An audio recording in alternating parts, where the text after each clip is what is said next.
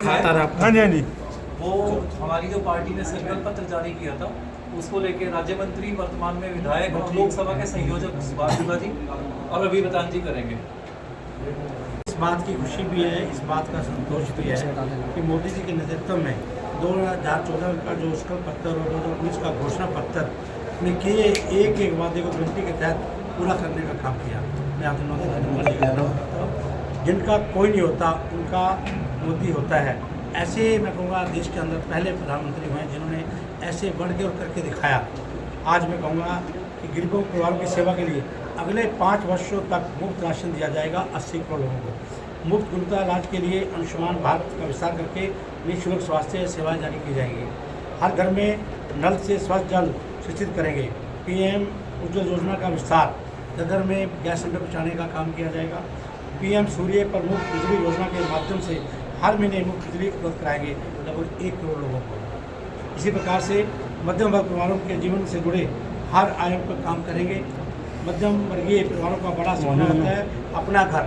मध्यम वर्ग को कम कीमत पर अच्छी गुणवत्ता के लिए घर मिलेंगे। 4 करोड़ के लगभग उन्होंने मोदी जी ने मकान दिए, घर दिए हैं और 3 करोड़ का और अपने इस प्रकार का अगला सिस्टम रखा हुआ है। इसी प्रकार से नारी शक्ति के लिए, शक्तिकरण के लिए 3 करोड़ महिलाओं को लखपति दीदी बनाने के लिए सख्त किया जाएगा। गंभीर बीमारी जैसे कि anaemia, breast cancer, cervical cancer आदि रोगों की रोकथाम के लिए स्वास्थ्य सेवाओं का विस्तार किया जाएगा। युवाओं का अवसर, पेपर लीक रोकने के लिए प्रेरित कड़े कानूनों को लागू किया जाएगा। जिस प्रकार से आपने देखा होगा मेरिट के बेस पर नौकरियाँ देने का हमने पूरा कार्यक्रम रखा हुआ है। आज गरीब आदमी भी उनके बच्चे लगते हैं कि पहली बार देश में हुआ है, इससे पहले कभी नहीं हुआ। इस प्रकार का हमने केंद्र सरकार से पारदर्शी परीक्षाओं से लाखों युवकों को रोजगार दिया है और जिस तरह पर फोकस किया जाएगा। इसी प्रकार से वरिष्ठ नागरिकों का आयुष्मान भारत में कवर किया जाएगा। वरिष्ठ नागरिकों को तीर्थ यात्रा के लिए विशेष कार्यक्रम आयोजित किए जाएंगे। डिजिटल और सोशल नेटवर्क के माध्यम से सभी सरकारी सुविधाओं को लाभ दिया जाएगा। किसानों का सम्मान, बीज से बाजार तक किसानों की आय बढ़ाने के लिए प्रयास किए जाएंगे। प्राकृतिक खेती के लिए नए आयाम लाए जाएंगे। अनाज खरीद के लिए MSP का प्रसार और किसी समस्या के अवस्था में फसल बीमा की व्यवस्था करेंगे। इसी प्रकार से मैं कहूँगा श्रमिकों का सम्मान, ठेला चलाने वाले, फेरी लगाने वाले, रेहड़ी फड़ी लगाने वालों पर फोकस किया जाएगा। इन सबको पोर्टल के माध्यम से सरकार की सुविधाएँ दी जाएंगी। इसी प्रकार से इन वर्गों के व्यक्तियों के जीवन से जुड़े सारे आयामों पर ध्यान दिया जाएगा। छोटे व्यापारी और MSMI के लिए डिजिटल क्रेडिट विकसित किए जाएंगे।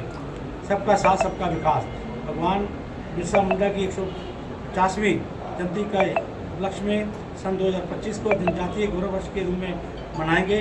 आदिवासी संस्कृति को जाने के लिए विशेष ध्यान किया जाएगा। समाज के सभी वर्गों की आकांक्षाओं को ध्यान में रखा जाएगा। विश्व बंधु भारत प्रथम की विदेश नीति से अनुरूप भारत के हितों को आगे बढ़ाया जाएगा। योग और आयुर्वेद के लिए विशेष स्तर पर मान्यता प्राप्त प्रमाण पत्रों की व्यवस्था स्थापित की जाएगी। दुनिया भर में उत्सव के साथ साथ रामायण उत्सव मनाएंगे। उग्रवाद पर कड़ा प्रहार जारी रखा जाएगा। साइबर सुरक्षा के क्षेत्र में भी एक नई एजेंसी की स्थापना की जाएगी। CA कानून को लागू किया जाएगा। समृद्ध भारत 2004 में भारत की अवस्था का 11वें स्थान पर थी, 2014 में भी 11वें स्थान पर थी। मोदी जी के 10 साल के भारत की अवस्था को 5वें स्थान पर ले आए और अगले कार्यकाल में भारत की दुनिया की तीसरी सबसे बड़ी अर्थव्यवस्था बनेगा। अब बनेगा भारत को ग्लोबल मैन्युफैक्चरिंग हब बनाने की गारंटी देते हैं और हर बड़े क्षेत्र जिससे रोजगार उत्पन्न होते हैं और आर्थिक गतिविधियाँ बड़े उसके ऊपर पूरा फोकस करेंगे। स्तरीय इंफ्रास्ट्रक्चर बनाना, फिजिकल, डिजिटल और सोशल इंफ्रास्ट्रक्चर पर बीते 10 वर्षों में पूरा ध्यान दिया जाएगा। इससे नागरिकों का जीवन सुगम होगा। अगले कार्यकाल में भी इंफ्रास्ट्रक्चर का विस्तार को पूरा ध्यान दिया जाएगा। टेलीकॉम कनेक्टिविटी की दिशा में 5G नेटवर्क का विस्तार किया जाएगा। 6G डेवलपमेंट में भारत एक अग्रणी भूमिका निभाएगा। शहरों के निवासियों को जीवन को आसान बनाने के लिए आवश्यक कदम उठाए जाएंगे। बड़े शहरों के आसपास सैटेलाइट टाउनशिप के निर्माण को प्रोत्साहित करेंगे। शहरों का परिवहन अनुकूल बनाने के लिए ग्रीन स्पेस विकसित करेंगे। विरासत में काशी विश्वनाथ गैविड की तरह धार्मिक और संस्कृति स्थलों के विकास के लिए नई योजना शुरू करेंगे। अयोध्या का विकास करेंगे। सुशासन सिविल कानूनों का कार्यबद्ध किया जाएगा। भारतीय न्याय संहिता को लागू किया जाएगा। स्वच्छ भारत, नए एम्स और विभिन्न नए जिले स्तरीय मेडिकल कॉलेजों के माध्यम से पूंजी और पीजी मेडिकल शिक्षा में सीटें बढ़ाएंगे। पिछले दशकों में 15 एम्स 315 मेडिकल कॉलेज स्थापित किए गए हैं।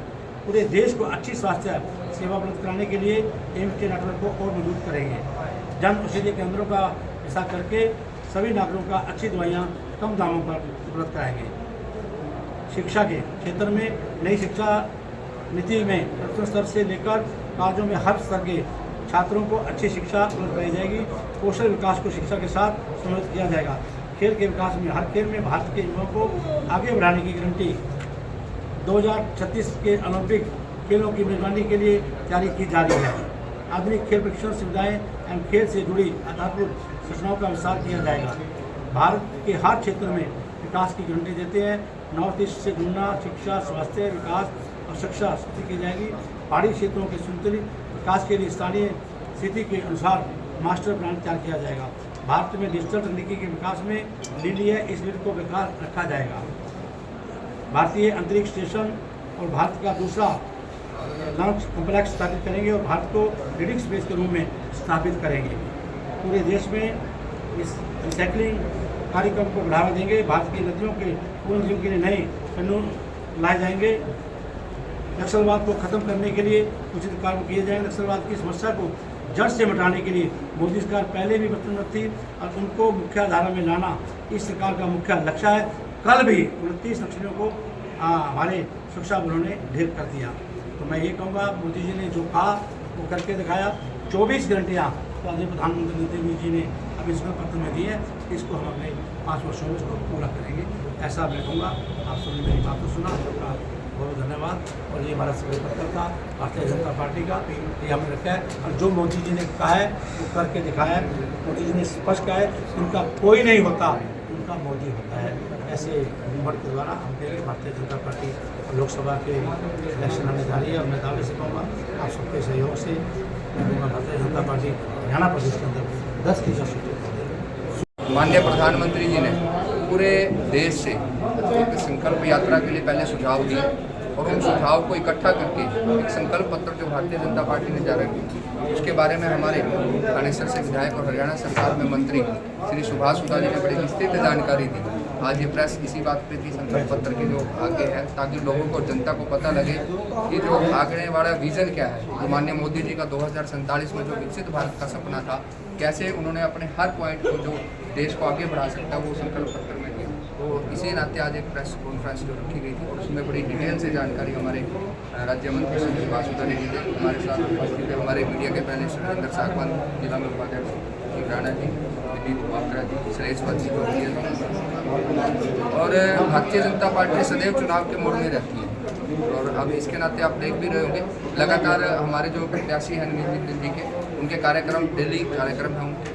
अब पीछे आपने देखा होगा एक दिन अभी एक बड़ा कार्यक्रम का सम्मेलन 4 विधानसभा में संपन्न हुआ। उसके बाद मंडियों के उनके दौरे हुए। इसके साथ साथ अब जो कार्यकर्ता है और जो कोई टीम उनके साथ जुड़ी हुई है, उनके साथ चाय के प्रोग्राम में कल पेवा विधानसभा में थे, आज सुबह लाडवा के हैं, कल पेवा के। तो लगातार भारतीय जनता पार्टी से लगी है।